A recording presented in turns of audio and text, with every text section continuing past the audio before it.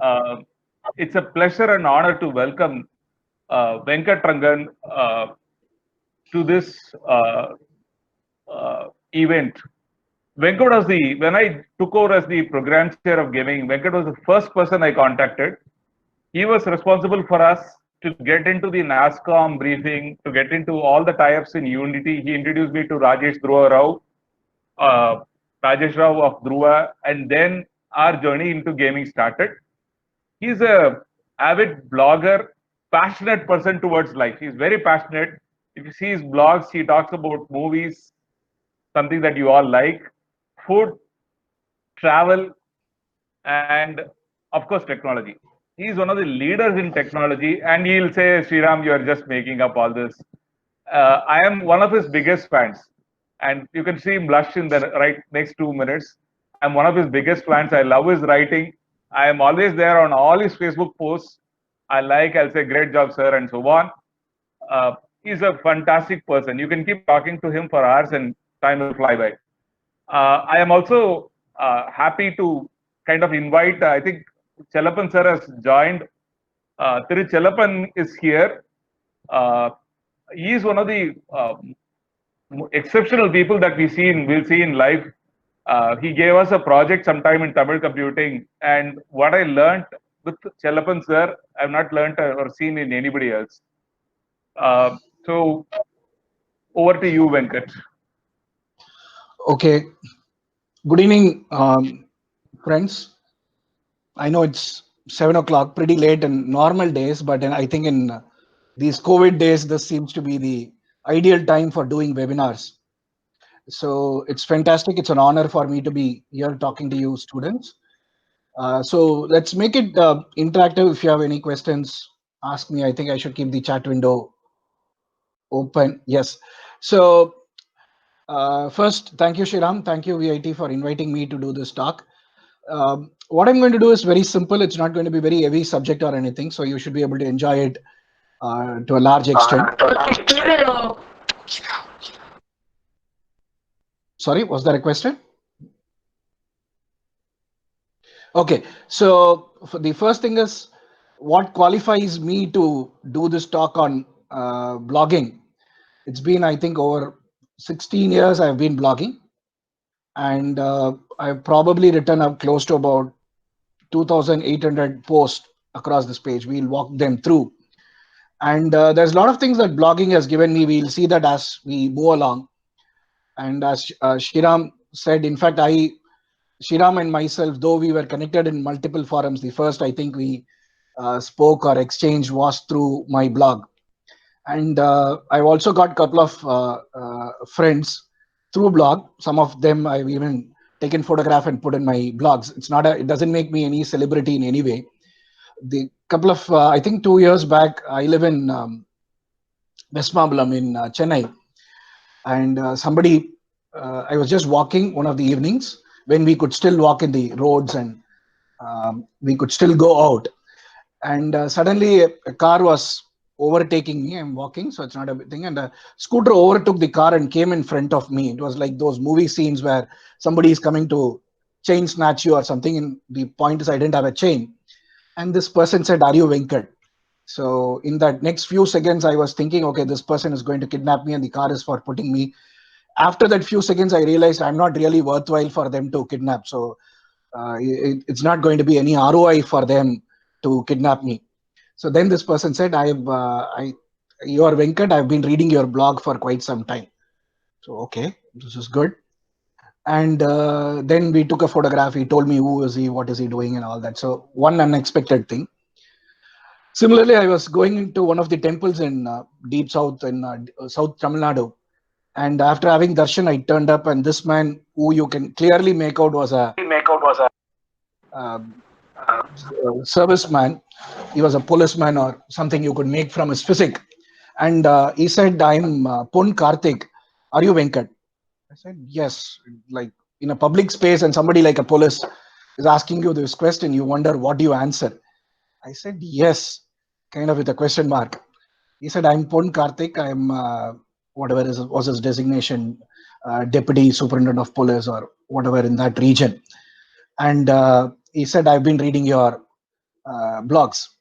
The third example, is not to bore you, is a couple of streets away from where I live. There is a person who got introduced me.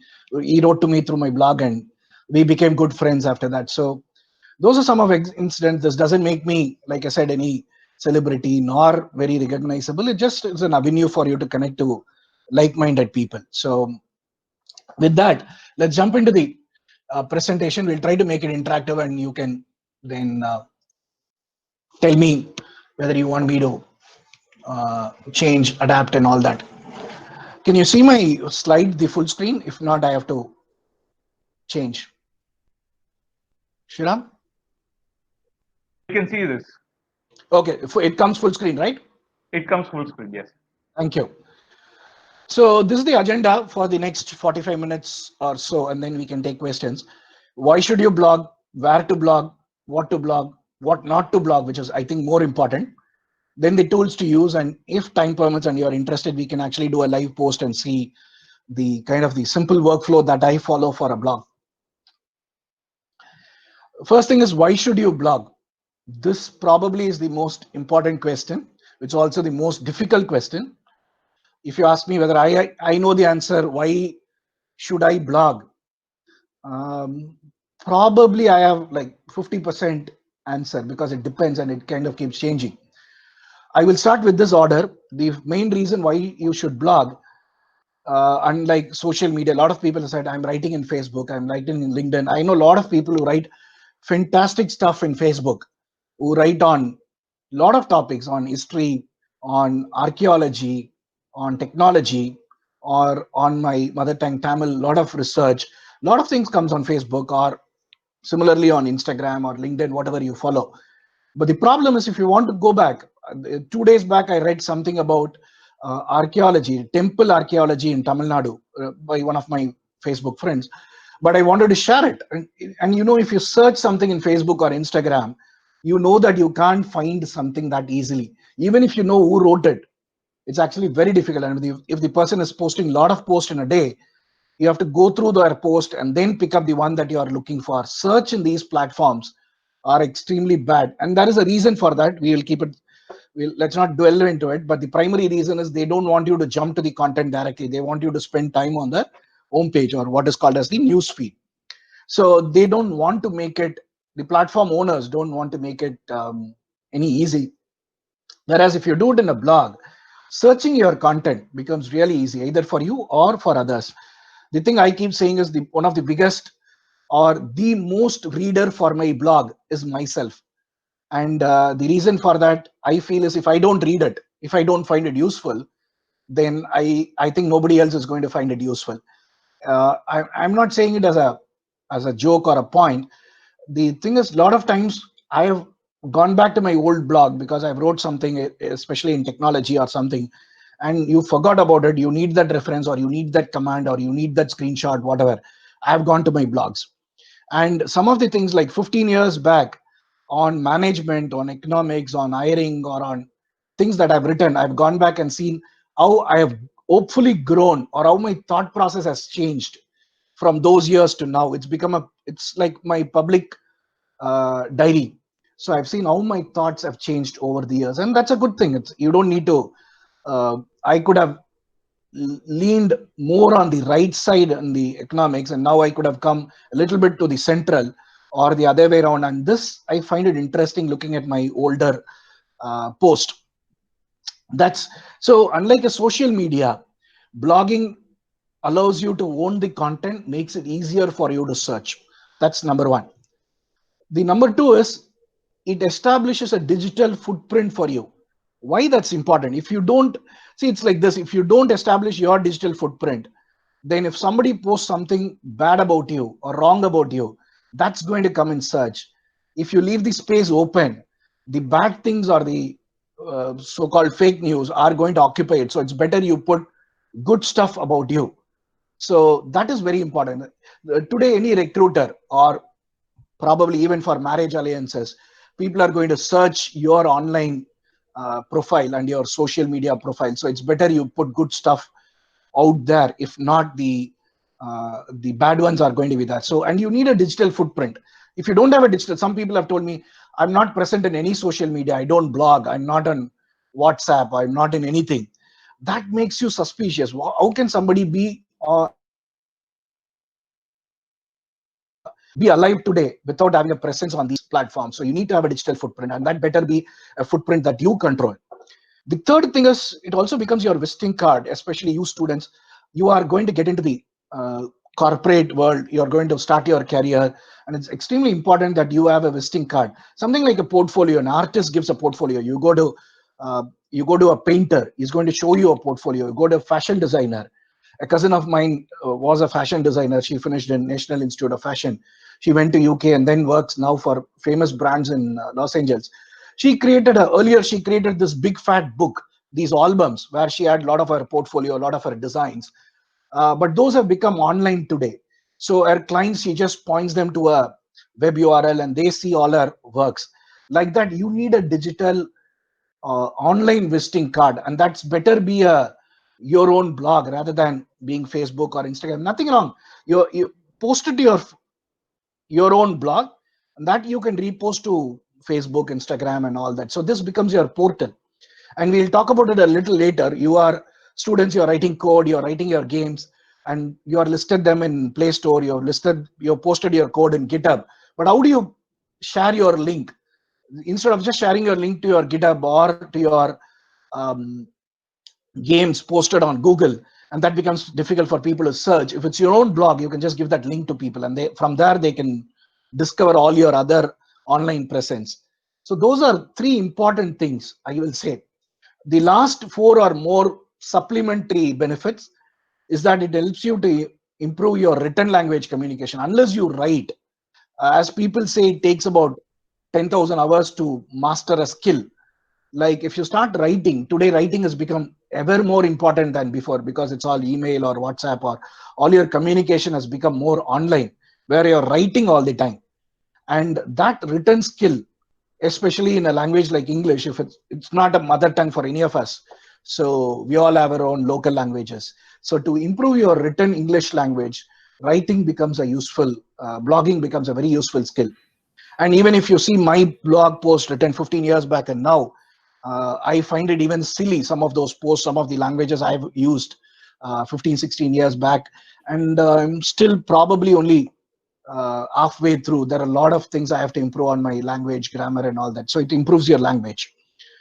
The other thing is it improves your social skills. And that's with a big question mark. What is social today? Is a debatable thing. We are all social. And things like COVID and all that has made us more online. So what is our persona we do? How do we interact with people? All that becomes more important, and a blog is a platform for you to pivot and focus. The last two things are more personal, and it depends. It's a creative outlet for you to express yourself, and that's probably is very important for few people, especially designers, gamers, artists. And you're a musician, you want to express your music, this becomes a creative outlet for you. For me personally, the last point is most important. The reason I took up blogging so many years back was to de-stress. I was running a IT service company with about 150 people with offices across 3 countries, and it was really a stressful job. So when I come back from the office, this was useful to just get my thoughts and just put it somewhere, even if nobody is reading it, and so that I can keep my mind uh, blank or empty. So that becomes really useful as a de-stressing tool, because when I'm writing, it's just my blog and the white page and myself. So those are the reasons why you should blog. And as I said, if you have any questions, feel free to chip in between. The next thing is what to blog. Now that we have talked, why should you blog? The next question is what to blog. The first three are general guidelines. A lot of people share. Always be original. Don't repost stuff. I rarely repost stuff. I don't write, okay, here is a new project in GitHub, and just copy paste about that project and then just give that link. That's something you do in Twitter or Reddit. You don't do that on a blog. Blog is always your original content. Almost all this nearly 3,000 odd posts I've written over the years are all my original content. I have the copyright. Not that there is a value for the copyright, but that these are my own thoughts, my own writing. So be original. That's very important. Be consistent, not in terms on your views, but consistent on, or be regular on blogging. You don't need to, nobody is paying you. It's not a job. Enjoy it. Last couple of weeks during this lockdowns, I haven't posted much because I had something else to do. But generally, I've been very regular on my blogging. I've been consistent. I've been, as I finish reading a book, I within few days I blog. I watch a movie within few hours or a day or two I blog. So that's the consistency I'm talking about. Be always creative. Give your own angle to it. There's no point in just saying, okay, this is the movie story. This is what happened. People can go to Wikipedia and read. There should be something that you have value added onto this whole conversation. That's very important. So be original, be consistent, be creative. The thing I blog on is movies, books, travel, events. We'll see them. And on my, I do some Tamil post also, and pretty much a lot of other topics. And and these topics that I post regularly also keeps changing. And it's my own blog. I don't need to answer to anybody on what am I blogging, or the frequency I'm blogging, or why am I blogging that. But then these are the topics, and over the years these topics also have changed. Sometimes it's more books, sometimes it's more about travel, sometimes it's more about events I attended or events I delivered, but these things keep changing. It's a mixture. There are a lot of people who blog only on specific topic. They are master of their trades. I'm generally a jack of all trades and master of none. That's who I am. Now this is a good segue to move on to show you my blogs for those who haven't seen. This is my blog today, that if you go to my blog, you can see. Let's go to my blog and see, and take a quick view. So this is my blog site. I post in venkatrangan.com.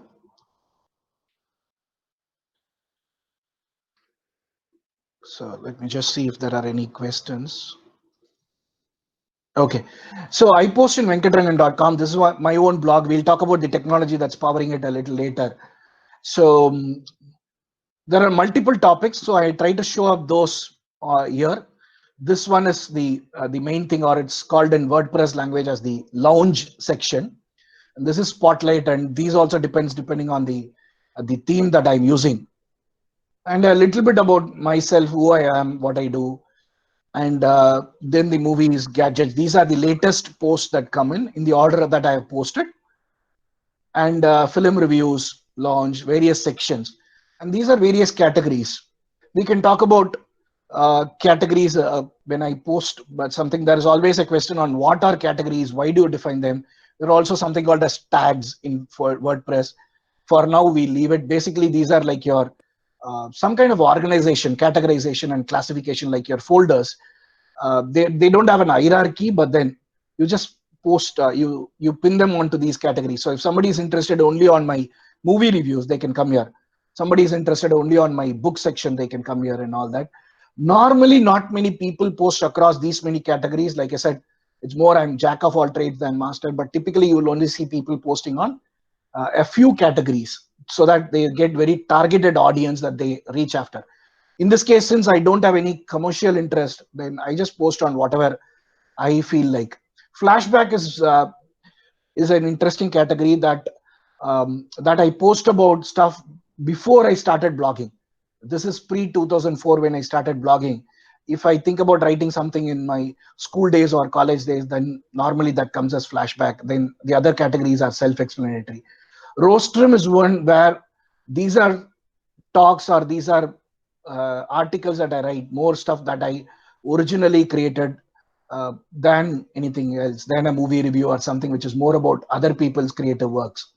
So that's how I have categorized my blog. So let's move on.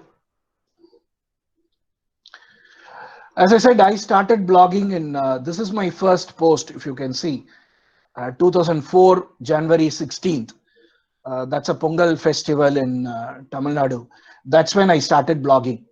Over the years, this blog has moved across technology. It started with my own .NET based blogging platform I wrote, and then moved on to .NET, mm, DAS blog, then moved out to another platform, then came to WordPress for last 10 years. We'll talk about that technology a little later. So that's my first post, 2004 January. Then over the years, I've posted nearly 2,874 posts with 1,700 plus comments and all that. Now, as you know, comments have moved more on these discussions. Have moved on to Facebook or Instagram or LinkedIn or Twitter, wherever I post. People start talking about what you post there than on your blog. Earlier, these comments used to be very lively on the blog itself. So, and as you see, the next section is interesting. Akismet is a platform in WordPress which has prevented nearly nearly a million spam comments onto blog. People spam you because more links that they post on your other blogs, other sites, gives them more rating in Google. So it's very important you have a spam. Otherwise, if you just start a blog and have anybody to comment, very soon you will have tens and thousands of comments pouring in which are not good, which are spam and bad links and all that. What not to blog? This is a question a lot of people ask. The most important thing I will say, don't expect to get rich. This is not your YouTube making money, revenue and all that. Today, blogs, unless you are a celebrity, or unless you are writing on one particular topic and you are an expert on it, you are not going to make a lot of money by blogging. So this is not an avenue for you to start selling something or start making a lot of revenue or sustain a living. So don't start with that expectation. Then blogging is not the platform for that. Then you should look at Instagram or YouTube or or any other platforms which allows you to give revenue. Yes, you can put Google ads, but the revenue that you get from blogs today over the years have come down drastically. You have to make millions of page views to start making even respectable money. So don't do that. It doesn't mean, I know a lot of people who make a couple of $100 or $1,000 a month or so, but those are really, really popular blogs. They are not in few thousand visitors range. They are in much higher thing. The second important thing is, don't make it about hate speech. Today it's in social media, that's a thing. Remember, even if you delete your blog, internet has an infinite memory. There is sites like web.archive, which actually takes a snapshot of you with a stamp on when this content was posted and all that. And when you post good stuff, people don't remember. Internet doesn't remember. When you post bad stuff that you want to forget about, internet always remembers. So remember that. So don't post any hate speech.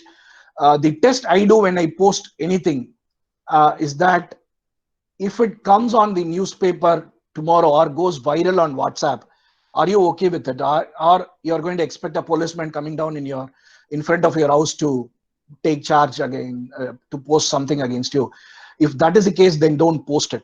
It is not about self-censoring. It is not about self-policing. It's about being cognizant of the fact that these things are going to be there for a very, very, very long time.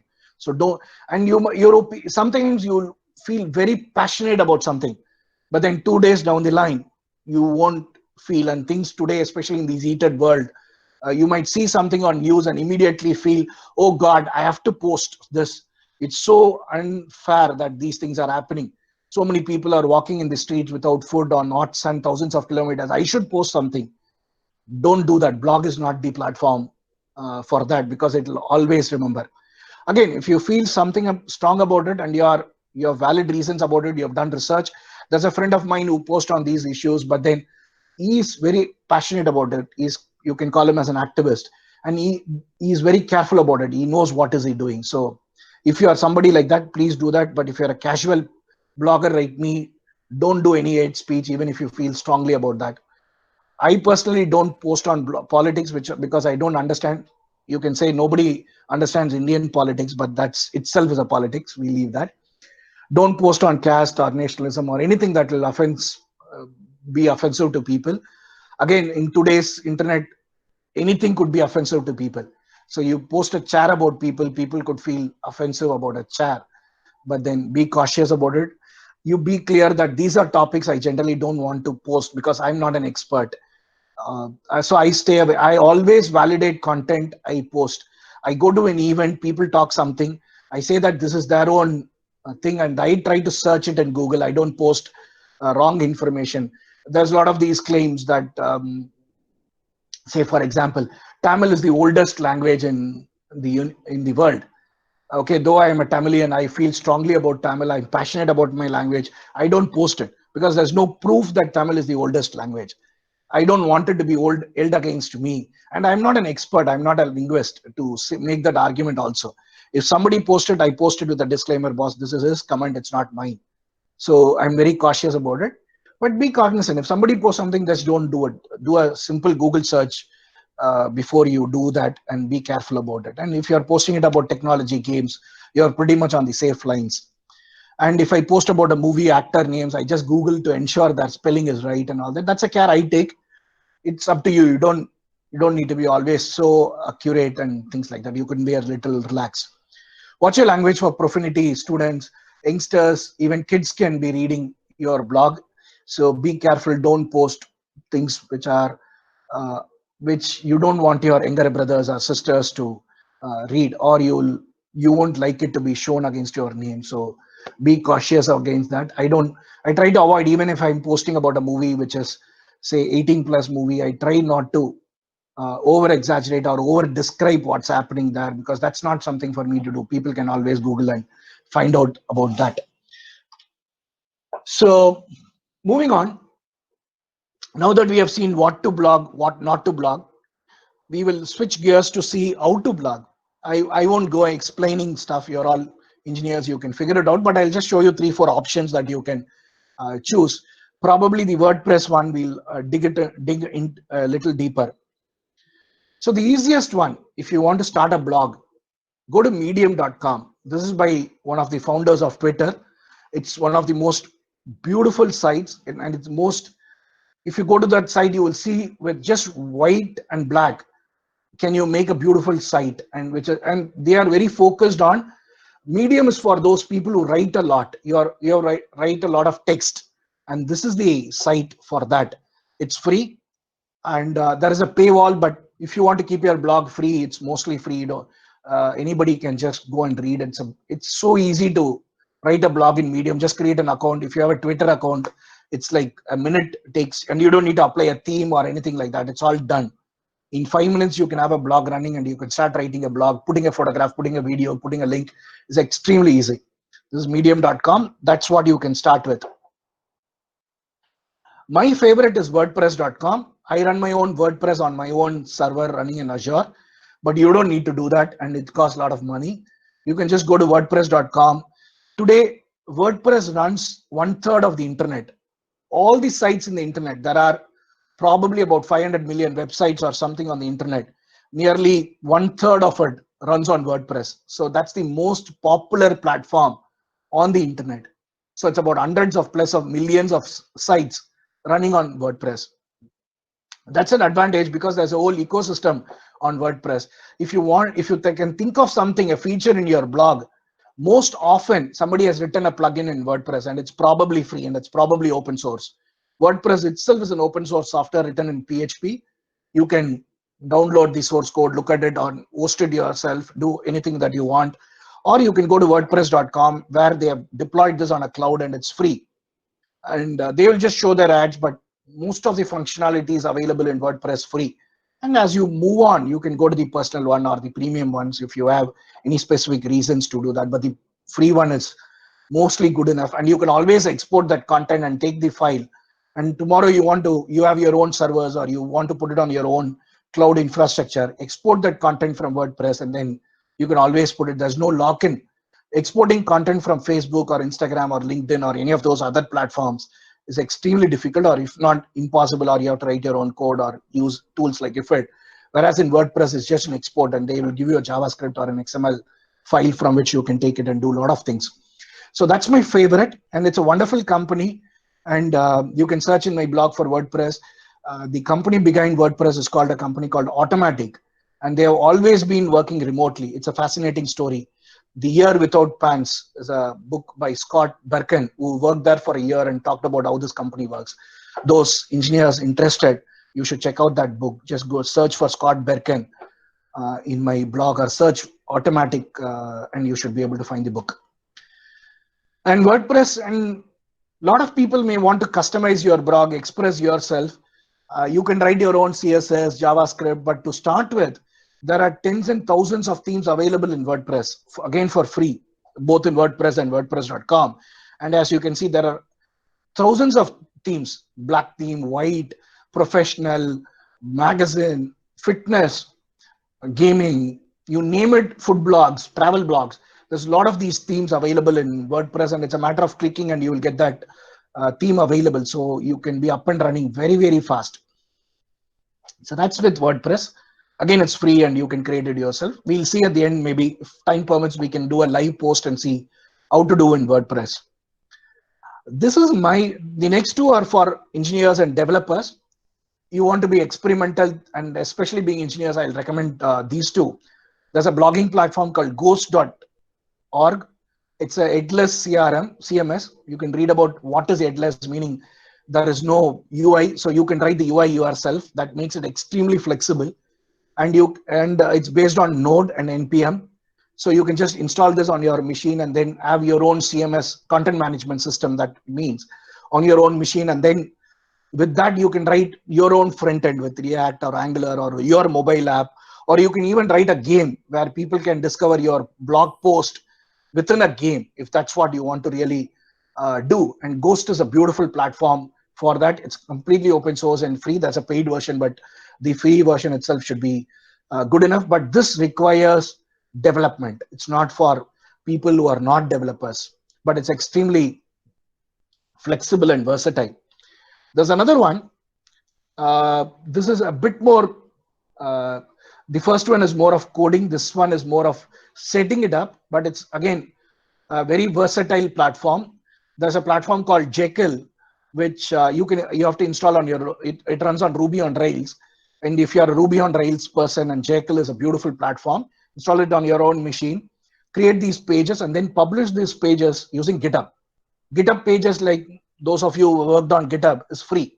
And it's again, most of the world open source, millions of sites run on, projects run on GitHub. You write, so with Jekyll, you do whatever you want on your local machine and then publish it to GitHub. Again, this is a way for you to showcase your skills on development. If you're a developer and if you're having GitHub and you put your portfolio of the open source projects that you have contributed, you are writing your own open source projects in GitHub, you're familiar with GitHub, this is something I highly recommend you to pick it up, so that a professional recruiter coming and looking, a lot of people, remember, if you are applying for an engineering job, a lot of people look at your GitHub projects today. And why don't you make your blog itself, your portfolio itself, as a GitHub project and showcase your skills? So that's really a good option that you can look at. This is an article. Just search for creating your own blog with GitHub. It's a blog post in Medium that talks about how you can set it up. It's quite, it takes a bit of effort, and you might need to know a bit of Ruby on Rails, but that's a platform, that's an option for you. So we talked about 4 things.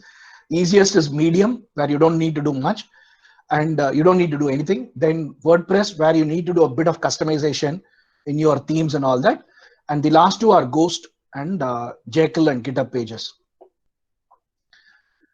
We'll now switch gears and spend next 5-10 minutes on the tools that we can talk about blogging, and then we can wrap up before questions on probably a live post. The most important, once you start, sorry, Venkat, Sriram here. Yeah, Sriram. A bit of a background on why we are doing this. Students, it's not just about developing games. You need to know how to write about your games, how to attract people, how to captivate people, make them come back. And that is the reason why I reached out to Venkat to kind of deliver this session.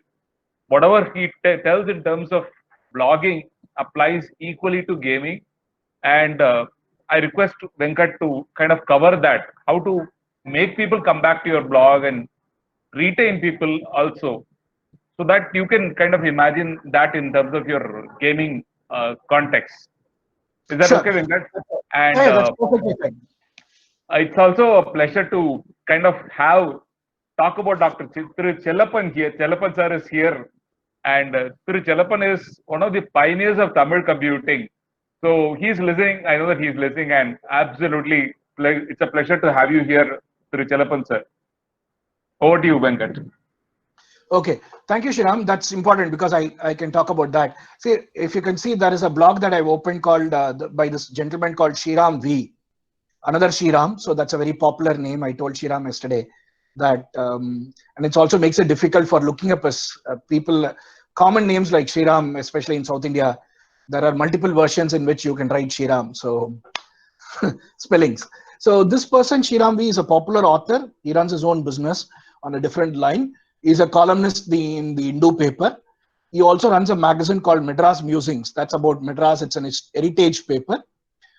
And they also run a lot of, it's really a fun and a pleasure to go through his heritage walks during every year in the month of August. Madras Week happens and he does a lot of these heritage tours.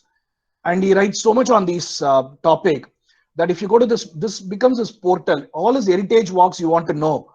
He, of course, posted on Twitter, but the information is on his blog. And the way you register to his walk is through the blog. So the blog is his portal, blog is his app, blog is his entry point, and his marketing and everything. And his marketing team actually promotes his blog. If you just say, I'm doing an heritage walk, what is your credibility? Why is somebody going to pay 500 rupees or 5,000 rupees to come to your heritage walk? They don't know you. You have to showcase yourself. And if you go to Shriram's blog, you will see for years he has posted. You know he's a credible person. He has written tens of books. This is his article. This is the research he has done.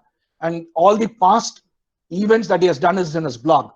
So the blog becomes his visiting card, his portfolio, his marketing thing. Today you can do an online marketing. You can do something in Instagram, something in Facebook, something in Google. But where will the users go? You need a landing page.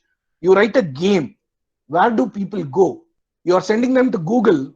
Then you are pushing them onto Google Play Store, where you are also having the risk of they seeing your competition.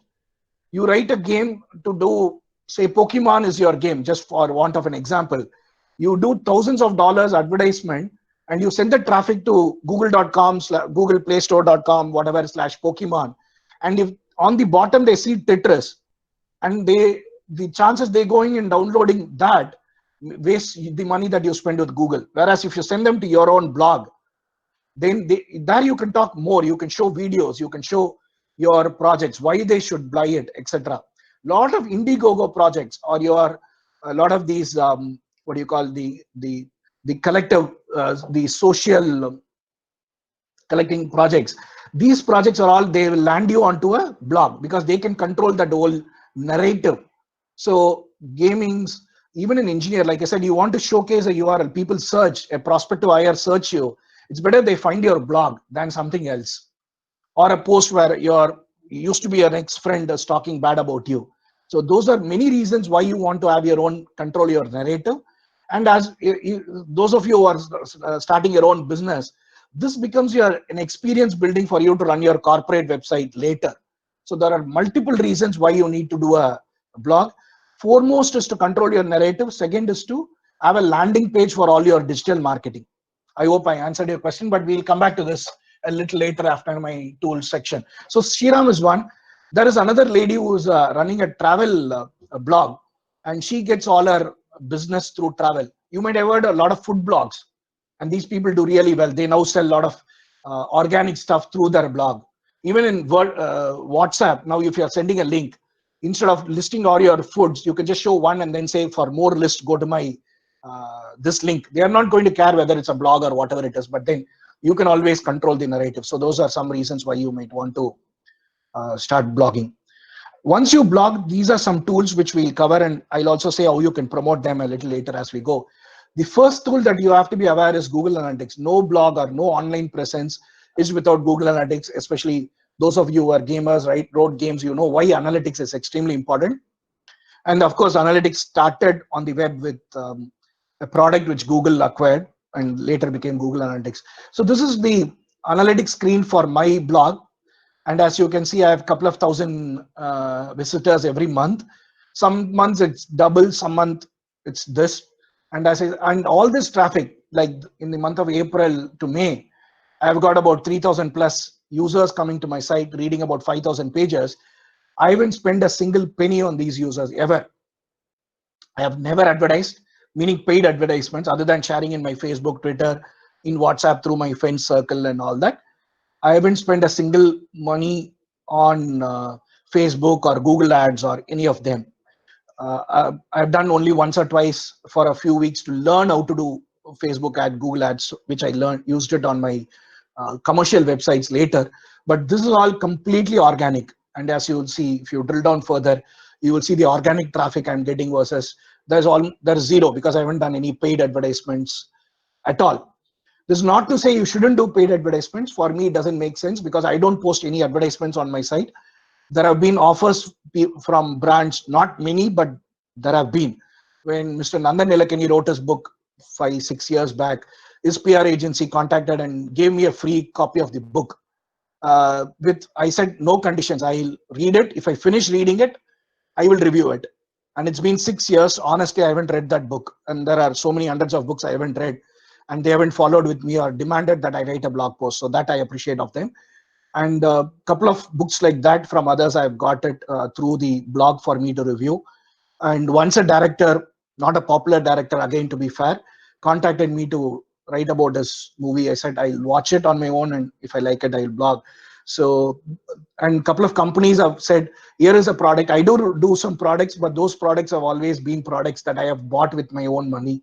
That's about me. You can be open to people doing commercial reviews and all that. It's not bad thing or illegal or anything. I don't do that. I don't do advertisements as well in my blog. So these are some thousand. This is very useful for you to see which blogs works, which content doesn't work, so you can tweak your content appropriately. Like you see here, the sources, traffic sources that I've got traffic, organic search, Google search, predominantly Google and Bing search. I've given nearly 80% of the traffic to my blog. These 30 that you see direct could be WhatsApp links or people directly clicking from my blog, clicking onto other pages. They are not coming through another platform. That's what direct normally means. They jump into a page directly. Social media is your Facebook, Instagram, LinkedIn, and all that. Referral is somebody referred them to my blog, or from other blogs, they have come to my blog. And like you see, there is no paid advertisement or other in my blog sources. This will vary completely depending upon how you are promoting your blog and all that. The point most important is you need to know where is your source coming in. If I want to increase my traffic, then I will probably focus on my search is already 80%. You are not going to get any better than that. I'm doing something right on my SEO and search. So I'm not going to focus on that. I'm going to more focus on referral and social media.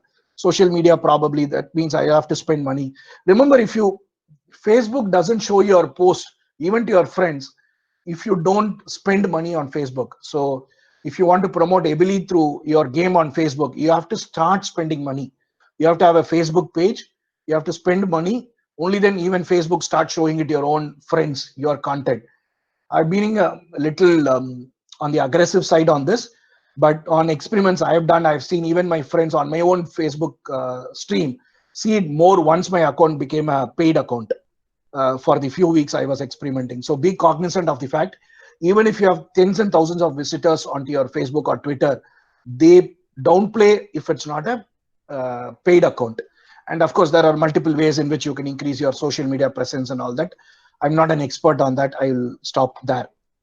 These are the country sources because I write a lot about Tamil movies and Indian movies. Obviously, my traffic is more on from India. United States, probably because it's technology and probably because a lot of Indian diaspora is in US. I also have in some months a lot of users from Middle East, Dubai, Abu Dhabi, Saudi, obviously a lot of Tamil and South Indian population there. Then of course, United Kingdom, Malaysia, Singapore, which keeps changing depending on the month and depending on the topic that I write. But you can guess why this happens. And this again keeps changes. This is something I'll really focus on. This is for my blog, but more, if you are starting a blog today, very likely your traffic will be even more from mobile. Today in India, mobile users, rural users are way above multiple times than desktop. Because mine is an older blog, 15, 16 years. I probably have what my son calls as older generation people coming, and they use a desktop. But for you guys, it's going to be predominantly mobile. I won't be surprised if your mobile users will be 70% or even 90%. Desktop is in single digits. That's how it's likely to be. Even in my blog, if you see in the last 7 days, that's not really a trend. Depends more on the content that I'm writing. 9% down on desktop, and that's going to be the trend. People are not going to sit on a PC or a laptop or a Mac and do that. They are going to be seeing it on mobile. The last one is very simple. I'm sure if out of 50 of you are on this call, very few have a tablet or an iPad. That's again a very oldie generation device. Again, my son tells me it's more phone is what youngsters use. So that's how you will see. The key message is, if you are doing on a mobile, check your pages on mobile, and don't put large photographs and all that, because it takes time to download on a phone, and the content has to be more portrait than landscape. I tend to write more on landscape because that's what I write on. That's something I need to improve on. I haven't focused on doing it very mobile friendly, though I have an AMP page, Google AMP page, which if you're posting on Medium or WordPress, it automatically does for you to make it mobile friendly.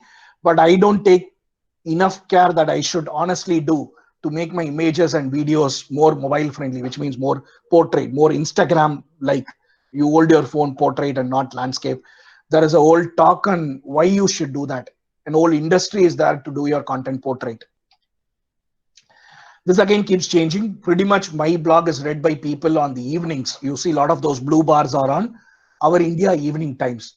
In the morning, it's more lesser, probably because people are working and they don't have time to waste or come and read a blog, which is non-essential to them. So it again keeps changing. If you're more writing technology, it could be people, developers coding, who are looking to your blog. So if it's more entertainment, it's likely to be on the evenings. We'll see 2 more tools and then probably take questions. And if you want, I can do a live post at the end. This is if you're using the free WordPress or the WordPress plugin. There is an analytics inbuilt into WordPress.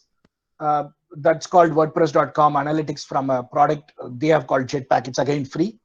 This is the traffic results from there. There is always a difference between this and Google Analytics. I tend to find the Google Analytics to be more accurate because they get it from a lot more sources than what WordPress does. But if you're on the WordPress free product, this is the only choice. You can't add a Google Analytics onto your free WordPress.com product. If you're on Medium also, they don't allow you to do Google Analytics. They only will have their own analytics. So as you increase your blog or you start making revenue or start making for commercial business use, you might want to do your own blogging in your own WordPress. There you can use Google Analytics, but otherwise this is a good platform. Switching on last 2 slides, we talked about my traffic coming from Google search. That's called the organic search. People search and coming. When you search something and your blog getting listed, you have to do something called as search engine optimization. It's called SEO. That you have to spend time. There's a lot of free products again available for that. Medium does its own job, but if you're on WordPress, you can install this product called Host SEO. There are also multiple other SEO products. If you're on the free WordPress, they have their own product called Jetpack, which does that. Because I'm hosting my own WordPress, this is a free plugin that you can install. If you can read that, it says your blog is more of passive voice. Can you make it more of active voice? Consecutive sentences, try to break them out, do subheadings, reduce your sentence length, do more paragraphs. It's more about grammar and what works in search engines. This is extremely important to focus on those keywords and what you're writing, so that when you search on Google, these things come up. This is something you might want to focus on. This also has a side effect that when you do search engine optimization and you do an image here, this is what shows up when somebody shares your link on your WhatsApp or Facebook. You put a link, it shows a small snippet, and that's come from your SEO section in WordPress SEO that you have done. The last tool I will suggest, apart from the blogging platform, is Grammarly. This is for editing your grammar and making it. You might already be using for your project reports to get your language fixed. There is so much I've learned using Grammarly than in any English textbook or grammars that I've done. How to break your sentences, If you're more interested, there are courses on Coursera's on how do you do grammar better. I've joined those courses, but honestly, I haven't finished those courses. But then there's a whole book by Economist magazine on how to write better online. But Grammarly makes it very easy for you to tell you grammar mistakes, spelling mistakes, how to break your sentences, commonly made mistakes, and all that. So this is one tool that you might really want to use. So that brings to the end of the slides. And if there is any questions, I can take up, and if Shriram permit, I can do a live post if you're interested to see how do we do a post. It's probably a little basic, but if you're interested, I can to see how my thought process works when I do a blog. Question time. I challenged Venkat that I told these are gamers. They are the best department in the town. Apologies to all the CSE students and cyber students. So I challenge Venkat that there will be a lot of questions. Don't disappoint me, guys. You have to pay them, Shriram. That's how this works. They are my kids. They won't disappoint me. Okay, I believe there is a question.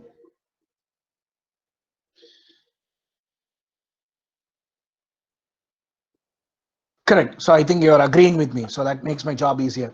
I like these questions where I don't need to think or answer much.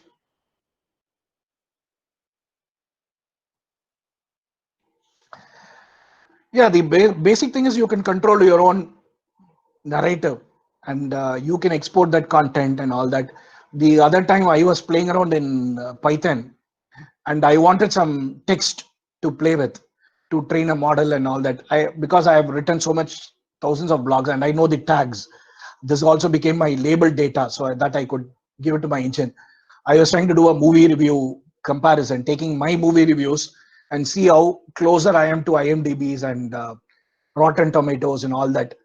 And I realized most often I'm probably thinking diagonally opposite to what IMDb and Rotten Tomatoes thinks about a movie. So that's useful again to analyze your own content. So any other questions, anything on technology also we could discuss? Venkat is a master. He's an industry leader. He works with the government of Tamil Nadu and the central government to an extent as well. So you can ask him any question. The floor is open. Hello, sir. Am I audible? Yes, you are. Please. Sir, actually, I wanted to know that how should we actually title any article or blog we write so that it is appealing and also justifies the article at the same time. It's like that is how people are mostly attracted towards any article, I believe. You're absolutely right. See, there's a lot of ways how you have to construct a content, and there is a whole. If you search on Amazon or Goodreads or YouTube, you should look at the journalist in their journalist school. Learn how do you title something. The editors are people. You might have seen in newspapers. The article might be written by a lot of journalists, but the headline is very often in your Hindus and Times of India's and any of these popular magazines are actually given by the chief editor or the editor. The journalist doesn't have much say about the title. It's not that they don't do that. The editor takes a final call on the title because that's right, like you rightly said, that's how people read a story. And that's where good journalists, good newspapers differ from your I won't call them shady, but then not so reputed magazines. You might have seen when you're browsing on the internet, 3 ways to make your kid grow stronger. It's a very catchy headline. You are likely to click it, but then you go there, it'll say, just ask your kids to exercise, stand in sun, and then eat a lot of calcium. That's what the article will say. And it would have been copy pasted from an article 20 years back from Guardian newspaper. But the article gets you. And there will be an article, see what Amitabh Bachchan does every day. Obviously, I'll click that. And if it's you're a male and if it's about a female actress, it's even more likely you will click. And these are headline bait to get you hooked into it. It's a whole new art. I'll not go there, but I'll generally keep my headline very easier. And for more SEO friendly, I'll communicate what is that people can expect. See, here I'm talking about a simple thing about I don't even know whether it's worthwhile to write a blog on this. about a stand for a phone. A couple of my friends the other day was asking, what am I using when I was doing a Zoom call? I said, this is this 200 rupee device that I bought. So instead of posting it in Facebook, I wrote this blog. I just gave a title, a simple and useful gadget for video calls. Again, you could come up with better titles than that. That's how creative I am. And then I talk about it. For movies, I keep it simple because I follow the IMDb convention on movies with the year name. For other things, for Tamil post, this is a Tamil book that I have reviewed. I've kept it in English, so non-Tamil readers can at least read the title. They won't understand the title because it's Tamil, but I've kept it in English text. That's what I generally do. This will be the title of the book, and this is by the author name. That's how I follow titles. In restaurant review, I put the restaurant title itself. So that's how I do. Different people follow different conventions. This is what I do. Let's go to technology to see something that I've written. How I lost my laptop and got it back. This is about a TV that I reviewed and all that. That's how I do title. And like I said, if you search on the YouTube for how to title your post, there are lots of experts on this, journalists who talk about how do you keep your title. Okay, did I answer a question? Yes, sir. Well enough. Actually, sir, I had one more question. Okay. Yes, sir. Sir, it's like what are the background processes which goes on when we are writing any article? There are some psychological things which we use, which the user don't even get to know that it has been applied on him. What are those kind of process which you recommend using? Or it's like was my question correctly framed? Can you give an example? Okay, sir. So it's like somewhere I read that yeah, when you titles a blog or article, you set an expectation before visiting that article. You set an expectation on the user's mind, right? So that expectation decides that after you are done reading with the article, the user will be satisfied with the content and the time he spent on the article or not. Correct. I don't know how Correct. it's that true or not. I don't know that, but I yeah. understand. See, like I said, if you do these clickbaits, users are unlikely to come to your site ever again because they will feel most of the time tricked. You got them tricked to clicking on a headline, but you're not. It's like you're putting a menu card in front of the restaurant and say, come and eat a buffet for free. And then when they come in inside, you actually give them a bread crumb and a glass of water and say, this is the meal. They are going to feel obviously cheated. And they will never ever remember your restaurant or want to come back again. But when your title is very clear on what is that the value that you are giving, and then you meet up that expectation, they are likely to remember your blogs. These are repeat users. If you want repeat users, be honest on your title, but be creative, be attractive also. It's a fine line to walk, but then you will have to do that if you want to keep your users. Let's move on. One question was there, how do we target, what is the target for a blog? You have to find your voice. If it's you're starting with gaming, you only talk about a lot of things about gaming. Yeah, before you get onto your own voice, before you write your own game, you might want to do that. This is a game I discovered, I liked it. Why did you like it? Start doing a review and be honest about it. Play the game, take some screenshots, write why did you like the game, not write the game. Don't start rating it, but just give your opinion as if you're talking to a friend making that recommendation on that particular game. Or you learned a new technology, talk about it. This is the technology I learned. You don't need to write that entire technology because where you read the same manual people can read, but you just need to make them discover, saying that I went to this GitHub project, I saw this 3D gaming engine that was really good, much better than Unity or simpler than Unity, and this is the steps I did to learn that. Keep a brief blog and then point them to those sections. So when somebody starts searching and then you putting a game, the more articles you write, Google likes you, and more frequently you write, Google likes you, and more original you write, Google likes you. And these are reasons, and you cannot build them overnight. If you go to my blog, and you can also sell your domain names to people, and you can go to the internet and just search how much my domain name is. Well, it will be about few $1,000s, but the value is not because I do, because it's been there for so many years, and there is so much of original content, and there is a track record in Google. That's why people will pay you money for the domain name. So your value increases both in front of a prospective hirer or a customer or anybody else, or on Google. More time you write, more original you write. So coming back on the target, so pick up some subject where you can be an authority, where you know something about it. So I will never write about cooking because I know very little about cooking. I know a lot about eating. So my blog is more about restaurant reviews, where I talk about foods that I've eaten, I liked. I never write about how did I recipes and all that. I don't know them. I don't write about in Tamil poems. I don't know how to write a poem. So I never even attempt it. Or I don't do on many other subjects that I don't, for example, on marketing. I know nothing about marketing, but I know management, I know economic, I know finance.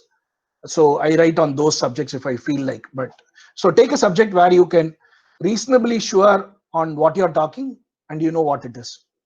And feel free, experiment. You start writing on travel and you don't feel like it after a few months, you don't need to answer anybody. It's your own blog. You're not working for somebody. So remember that you should also have a lot of fun. I after 16 years, I'm writing a blog. I'm not making money. The reason why I'm still continuing is because I'm enjoying it, not because of any other reason.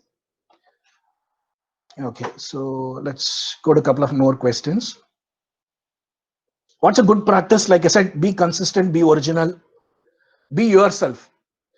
The one test is write few blog posts and give it to your friends and ask them, is that who you really are? Or am I projecting a false image about yourself? If that's what your friends say, oh, hey, I thought you're always a foodie, but your blog is more about health and fitness when you're not, then that's not something you should write about. I've just done about a couple of posts on yoga because that's something I do for many years, but I don't do anything about fitness because I don't know anything about fitness, nor I should say I don't even regularly exercise. It's not good of me, but I don't do that, so I don't write about that. So is quality versus quantity? That's a very interesting question. So you might argue, I might argue myself that I've written 3,000 posts. Probably about 10% of them are something I'm proud about or I'm good. 90% will be so in my opinion. I've been very critical about myself. So, but the reason I'm writing them is I enjoy writing about them. No other reasons.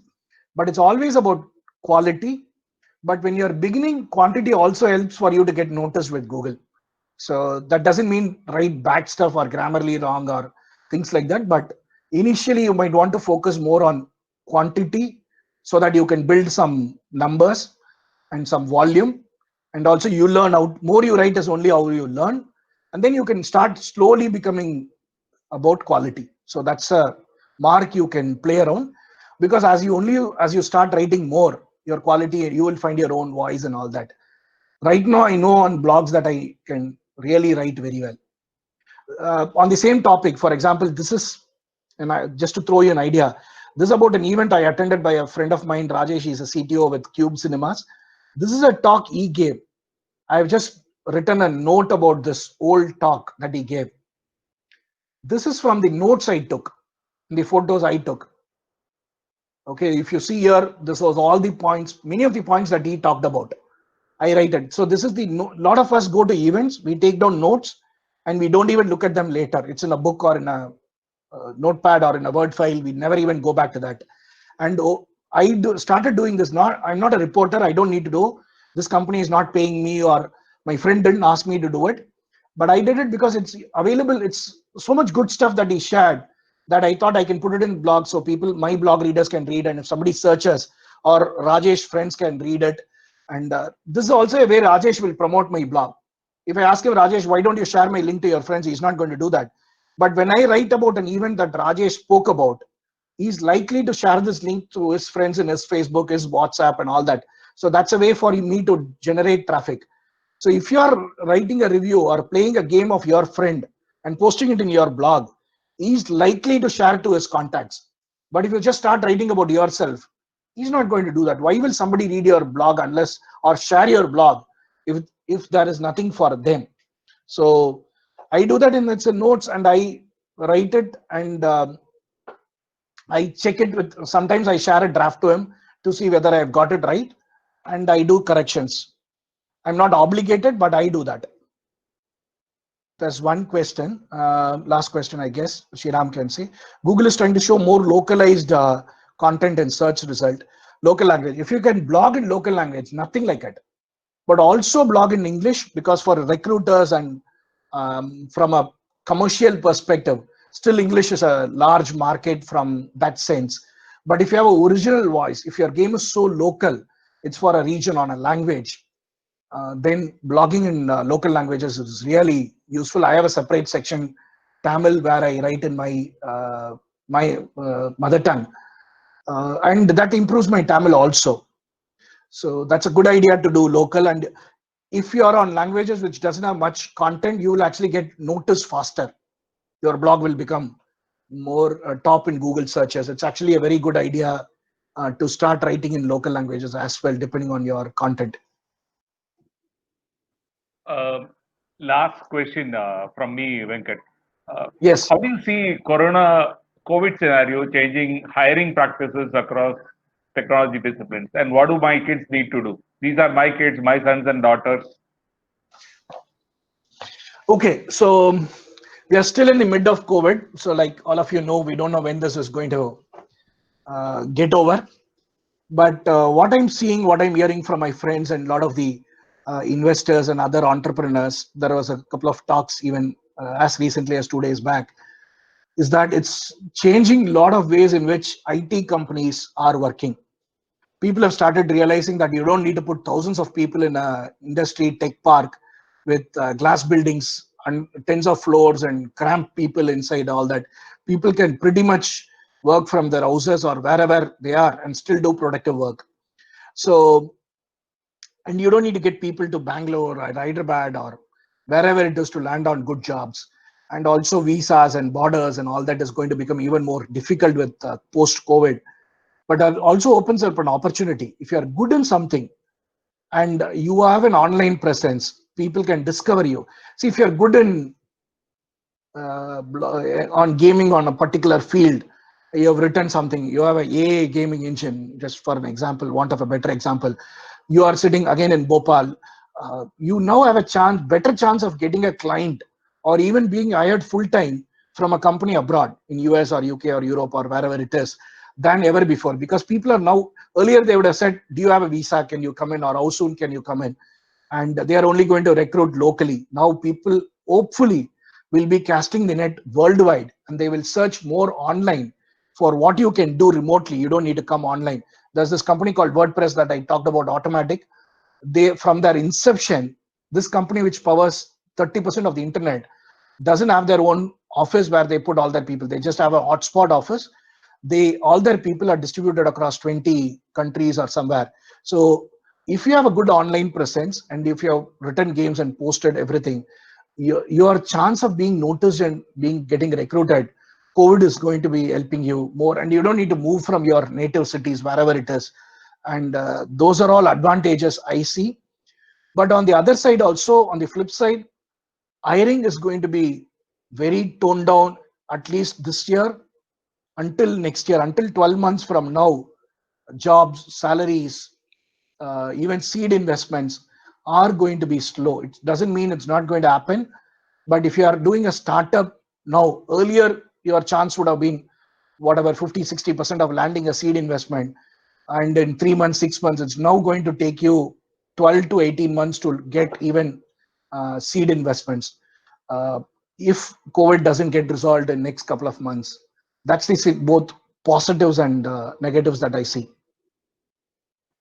You talked about entrepreneurs. Having been an entrepreneur and a serial entrepreneur in that, and being a member of TIE, what do my students need to do to be an entrepreneur?